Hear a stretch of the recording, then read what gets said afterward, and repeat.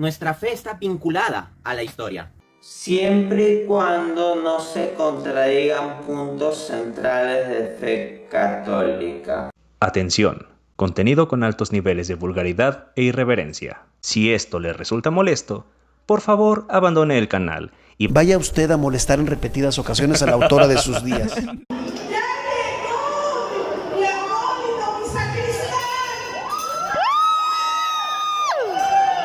El sacristán se está robando lágrimas. Amén. Pueden ustedes checar que aquí hay algunos videos donde él habla precisamente del espagueti volador. Y dice que es una falacia. Cierro el no, pues es que son unicornios vergones, mira. Pones en tu buscador Dante Urbina, espagueti volador y encuentras un chingo de videos donde Dante Urbina dice esa mamada. Perdón, es que no me puedo aguantar, güey. Dios versus seres fantásticos, güey. Es como... Este cabrón se pone a defender el caso de que Diosito es diferente y que no se le puede aplicar la misma lógica. Y pues, ustedes ven el video.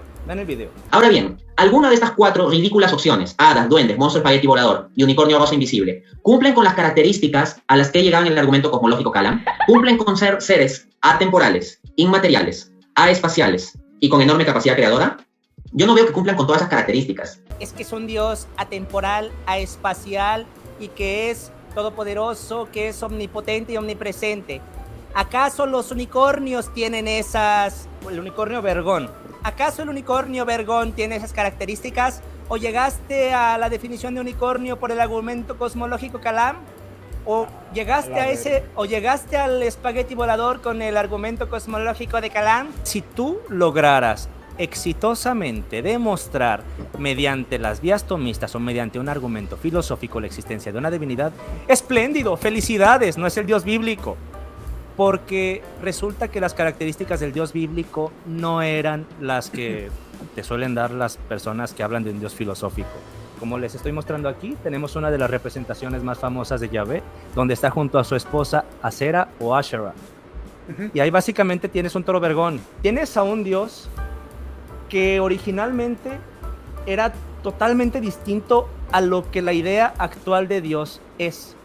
Es un Dios que no es inmaterial, es un Dios sexualizado, es un Dios que de hecho no tenía los atributos que se le fueron poniendo después. Como les digo, es importante mencionar lo de la etnogénesis de Israel, porque eran pueblos cananeos. Los dioses cananeos eran sus dioses, eran dioses tribales, dioses que simplemente eran el de una región en específico peleándose contra el dios de otra región en específico. ¿Y cómo se pelean? Obviamente no, porque no existen, se peleaban las personas. Sí, las personas que sí. Eran religiones politeístas. El dios de la Biblia era un dios politeísta y originalmente no era un solo dios, se fueron fusionando. Exactamente. Eran divinidades diferentes. Y después se fueron haciendo estos sincretismos, especialmente en la época de Josías y sus reformas religiosas, y también en la época del exilio en Babilonia. Tal vez el ateo pueda replicar, no, es que mi unicornio rosa invisible es atemporal, y es aespacial, y tiene capacidad creadora. Y entonces, ¿qué está haciendo ahí el ateo? Yo le digo, oye, ¿qué es un unicornio? ¿Un unicornio acaso no es un caballo con un cuerno? ¿Cómo me vienes con eso de un caballo inmaterial? O sea, por definición un caballo es un ente material, por definición un cuerno es un ente material. Los teístas siempre hemos sostenido que Dios es espíritu. Así que cuando yo digo que Dios cumple estas condiciones, esto es natural con el concepto de Dios. En cambio, cuando tú me vienes con un unicornio, tú tienes que reformular totalmente lo que significa ser un caballo y tener un cuerno. En consecuencia, señor ateo, lo que estás haciendo en el fondo es que al unicornio rosa invisible le estás quitando todas las características propias de lo que significa el término unicornio rosa invisible, y al hacerlo atemporal, aespacial, inmaterial y con capacidad creadora, lo estás convirtiendo en Dios. Y en realidad es Dios, solo que tú, con tal de nombrar en Dios, no quieres darle ese nombre, quieres darle otro nombre arbitrario. Es que después me tienes que redefinir los atributos del espagueti volador a conveniencia. Eso es exactamente lo que hace ha pasado. El cristianismo. Ha redefinido a su Dios. Ha redefinido a su Dios. Voy a empezar con un clip que tengo aquí de Antonio Piñero, que es filólogo. La filología es el estudio de las lenguas a partir de sus fuentes escritas. Y esto es a lo que se dedica Antonio Piñero. Es bastante conocido en el mundo de las ciencias bíblicas. Y tiene algo interesante sobre este tema del origen de Dios, de la creencia en el Dios judeocristiano. ¿Qué es lo que había antes de él? Esto es importante porque luego vienen y dicen, ay no, es que ustedes no citan fuentes, no citan académicos, no traen estudios serios ni nada. Bueno, aquí tenemos a estas personas que voy a empezar a mostrar para que se den cuenta de que no es una opinión marginal. Bueno, ahí les va. Yahvé es la mezcla de los dioses de Israel antiguo, que era politeísta, todos vienen del ámbito cananeo. Y Yahvé es la fusión de un dios madianita, de Madián, del sur de Palestina, que se llamaba quizás así o algo parecido, con Baal, aparentemente su enemigo según la Biblia, y con él, que en árabe da Allah, y que significa simplemente Dios. O sea que ya tenemos ahí a todo el panteón cananeo como orígenes remotos de la fe cristiana, y en esa conjunción en una divinidad única. Israel Finkelstein es un arqueólogo, es de la Universidad de Tel Aviv. Él hizo excavaciones ahí en el Levante Mediterráneo y tiene una obra bastante importante que se llama La Biblia Desenterrada o Desenterrando la Biblia. Entonces, las personas que se interesen por las ciencias bíblicas definitivamente deberían conocer a Israel Finkelstein. Ahora sí, vamos con Thomas Romer. Thomas Romer es también filólogo. Él no es un malvado ateo, él es cristiano protestante. Pero fíjense lo que pasa con el protestantismo en Alemania. Contrario a lo que sucede en Estados Unidos, en Alemania, justamente la facción más crítica en el estudio de la Biblia y de todo lo que esto involucra, está ahí, tiene un bastión importante en Alemania.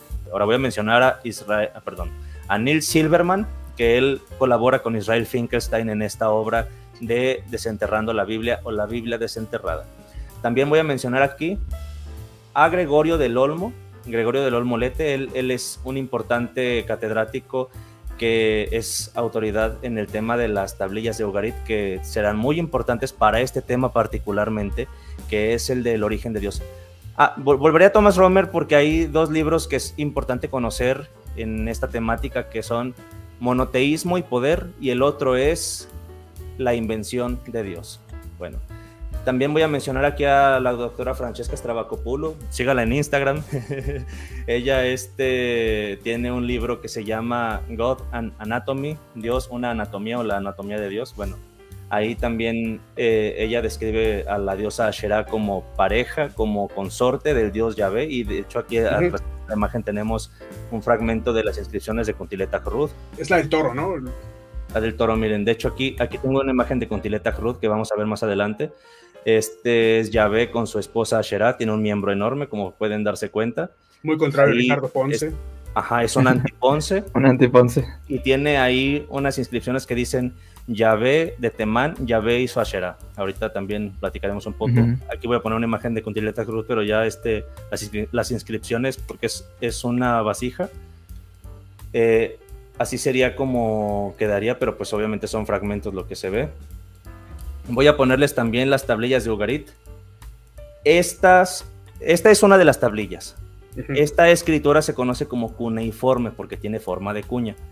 Y en ellas se ven aspectos importantes de la vida y de la cosmovisión de las personas de aquel lugar. Y entre esas cosas sale el panteón cananeo. Voy a poner un mapa de Ugarit que muchos tomistas y apologistas también de los neoclásicos, o sea, tanto clásicos como neoclásicos, deberían saber ubicar en un mapa Ugarit. En esta región que se conoce como el Levante Mediterráneo tenemos una ciudad en lo que actualmente sería Siria, que es Ugarit, que era una ciudad marítima. Ahí se encuentran estas tablillas en arcilla con escrituras cuneiformes que nos hablan del panteón cananeo, es decir, se creía en múltiples dioses. Aquí voy a mostrar también una imagen de la estatuilla del dios El, que era el dios principal de este panteón cananeo. Hay muchas representaciones, también se le representa como toro, pero bueno, a mí me gusta mucho esta estatuita. Y finalmente les voy a mostrar esta imagen de Girbet el Con. Y eso es lo que está sucediendo lamentablemente en tu caso, Jonathan, y en enseñanza pública, cuando dices cosas como que Abraham era enoteísta en lugar de monoteísta. Esas especulaciones de filosofía de la religión violan la regla de Suma contra Gentiles, libro 1, capítulo 9, donde Santo Tomás dice que la razón natural no puede contradecir la verdad de fe. La razón natural no puede contradecir la verdad de fe. Jonathan Ramos había afirmado públicamente y en reiteradas ocasiones que Abraham era enoteísta. O sea, al margen de que Abraham sea un personaje histórico o no, podemos ver que Jonathan Ramos tiene cierto destello respecto al panteón cananeo y a su origen, a su vinculación con el origen del Dios judeocristiano. O sea, esto le causó mucho ruido a Dante Urbina. Si realmente no afectara en nada la creencia, entonces ¿para qué carajos se enoja Dante Urbina? Que bueno, entiendo también otro punto que me van a señalar algunas personas. Dante Urbina no representa el grueso o no representa la totalidad de lo que piensan los católicos. De acuerdo, de eso ya hablamos en la refutación que le hicimos sobre el Éxodo, que también Dante Urbina no está actualizado en muchas de las cosas que se dicen en el catolicismo. Pero vaya, las personas pueden ver problematizada su creencia si les enseñas que su Dios es perfectamente comparable con los dioses de los panteones grecorromanos, con los dioses egipcios, con los dioses nórdicos. O sea, muchas veces hay personas que te dicen, es que si tú haces una comparación del Dios cristiano con Zeus, por ejemplo, estás mal porque no se corresponden en características, uno viene de un panteón politeísta y el otro es monoteísta. Pues mira, lo de monoteísta ponle unas comillas enormes, porque en la academia se sabe otra cosa. Primero hay que tener en cuenta que los relatos que tenemos hoy en día se fijaron prácticamente alrededor del siglo IV y siglo III.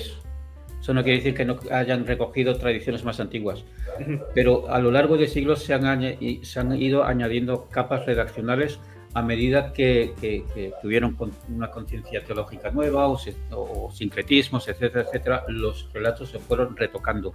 Entonces, lo que tenemos hoy en día es el resultado de varios siglos de reconstruir el texto, y más o menos se pusieron por escrito alrededor del siglo IV y siglo III. La redacción final, entre comillas, porque tampoco podemos decir eso, porque si comparamos los manuscritos de Qumran con el texto masorético, ahí sigue habiendo correcciones, ¿no? Pero más o menos los textos en general se fijaron en el siglo IV y siglo III, y eso es muy importante porque en esa época tenemos a los judíos, no a los israelitas ni a los judaítas, sino a los judíos, que tienen ya una cosmovisión diferente a lo que tenían los israelitas o los judaítas.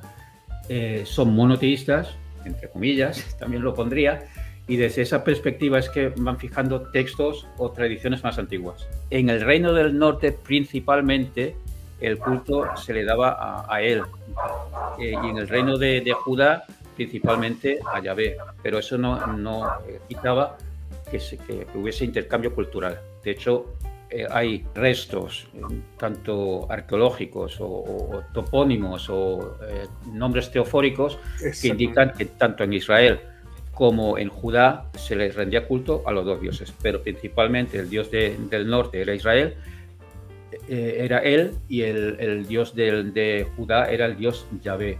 Y Yahvé en un principio era un dios subordinado al dios principal, él. Que luego con el tiempo, bueno, se convierte en lo que es el Dios universal. Eso ocurre luego después del exilio, ¿no? Pero esas serían las diferencias. Perdón, solamente quiero preguntar, ¿qué es un nombre teofórico para las personas que no sepan qué es eso? Vale, los nombres teofóricos incluyen teo, de Dios, incluyen en los nombres, tienen una parte del nombre que hace referencia a un Dios, y los nombres teofóricos o los topónimos nos ayudan a saber a qué dioses le rendían culto. ¿Vale? Por ejemplo, la palabra Israel ya contiene al final el nombre del dios cananeo, él. ¿Vale? Elías. Es muy importante leer los nombres en hebreo, porque en español no dicen nada. Elías es una combinación, es Eliyahu, de El y Yahu, que es una forma de nombrar a Dios Yahvé. Por ejemplo, te voy a dar más nombres. El profeta Isaías, en hebreo es Yesayahu. Ezequías, Hizkayahu. Jeremías, Yirmeyahu. Son profetas dedicados al dios Yah, ¿no? O Yahu. En Qumran, por ejemplo, hay una transliteración, o hay un manuscrito griego, no recuerdo ahora la nomenclatura, creo que es el 4Q120. Estoy hablando de memoria, creo que sí que es ese.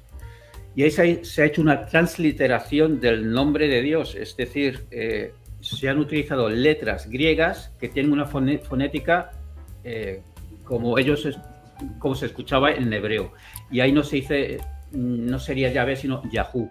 En Elefantina los judíos, Elefantina está en Egipto, judíos que emigraron de Judá y se instalaron en Elefantina, pues allí al dios también lo llaman Yahú. Parece ser que es una forma de llamar a ese dios, porque no es solo Yahú, no solo Yahvé, es Yahú. En el texto hebreo, en la Biblia, incluso a veces se le llama solo Yah, ¿no? Hay una inscripción en Egipto, si eso os digo exactamente cuál es, donde se habla de los Shasu, no de Yahvé, sino de Yahú o algo así. También no es un tetragramatón, sino son 3 letras solo, ¿no? Entonces, bueno, pues era una forma de llamar a ese dios. Esto del dios él es también muy evidente en los mismos relatos bíblicos, ya que la gran mayoría de ángeles, si no es que todos, no recuerdo todos los nombres, incluyen la palabra él en los nombres, como Miguel, Gabriel, Rafael, son nombres que incluyen también esta palabra. Y en el momento en el que quieren hacer una especie de mitología moderna, Siegel y Shuster, cuando crean a Superman, utilizan exactamente esta misma forma de realizar los nombres. Por eso es que Superman en Krypton, de acuerdo a la, llamémosle, mitología del cómic, es llamado Kal-El, su padre es Jor-El, son de la casa de él, porque están tratando de hacer esta referencia, siendo ellos originalmente judíos que seguían de cerca ciertas tradiciones. Al momento de que crean ellos su mitología dentro del cómic, tratan de llevar esto también al papel en la actualidad. O sea, fíjense cómo los nombres teofóricos están presentes en la cultura popular, claro, aún de las formas más insospechadas. No solo tenemos a Yahvé y a él, sino que tenemos, por ejemplo, a Baal. Tenemos al rey Abiyam. Si tú lo lees en español, creo que dice Abías o algo así. Hay que leerlo en hebreo. Entonces dice Abiyam, que es una composición de 2 palabras, Abi y Yam. Abi viene de Abba, que es padre, y Yam es el dios cananeo del mar. Entonces, un rey judaíta se llama Abiyam, mi padre, que quiere decir mi padre es Yam. Que después lo cambiaron por Abiyá, ¿no? Para que sea Yah de Yahvé. El cronista que recoge ese texto de 1 Reyes 15:1 lo cambia a Abiyá, mi padre es Yahvé. Tenemos a Ishbal, que es hijo del primer rey de Israel, Saúl. Su hijo se llama Ishbal, hombre de Baal. Si te gustó el contenido, suscríbete al canal, deja un buen me gusta y comparte con tus amigos. Esperamos leerte en la caja de comentarios y nos veremos en próximas emisiones. Hasta vernos de nuevo. Nuestra fe está vinculada a la historia. Siempre y cuando no se contradigan puntos centrales de fe católica.